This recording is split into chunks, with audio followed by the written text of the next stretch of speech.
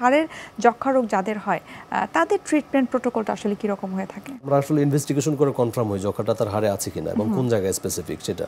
এটার জন্য আমরা বললাম যে এমআরআই, সিটি স্ক্যান, অনেক সময় ব্লাডের কিছু ইনভেস্টিগেশন করে থাকি। যেমন ধরেন ব্লাডের মধ্যে আমরা নতুন একটা টেস্ট আসছে, যেমন টিবি মানে আপনার কন্টিফ্রম টিবি গোল্ডস, এটা খুব ভালো, জিন এক্সপার্ট আছে, পিসিআর টাইপের কিছু টেস্ট আছে। এছাড়া আমরা হচ্ছে গিয়ে ব্লাডের মধ্যে এমটি টেস্ট আমরা যেটা সচরাচর সব জায়গায় করতে পারি, এমটিটা ইনক্রিজ করে, আপনি জানেন এটা। এগুলো দেখে আমরা আসলে যক্ষাটাকে আসলে কনফার্ম করি যে তার যক্ষা হয়েছে। কনফার্মের পরে হচ্ছে আমরা রুগীকে কাউন্সেলিং করি, ব্যাপক কাউন্সেলিং করি। কাউন্সেলিংটা খুব ইম্পর্টেন্ট, যেহেতু এটা অনেক দীর্ঘমেয়াদী চিকিৎসা। আপনাকে বললাম যেটা প্রায় 1.5 বছর পর্যন্ত চিকিৎসা নিতে হয় মিনিমাম। তো 1.5 বছর পর্যন্ত চিকিৎসা নিলে পেশেন্টদের 1.5 বছর পর্যন্ত একটা ওষুধ টানা তার খেতে হবে, এবং অনেকগুলো ওষুধ। এটা যক্ষার আসলে অনেকগুলো ওষুধের কম্বিনেশন দিয়ে থাকি আমরা এখানে জানেন আপনার আইসোনিয়াজের দিয়ে থাকি, রিফাম্পিসিন দিয়ে থাকি, ইথানবিউটাল, পাইরিজিনামাইড, এই 4টা ড্রাগের কম্বিনেশন আসলে এটা ট্রিটমেন্ট করা হয়।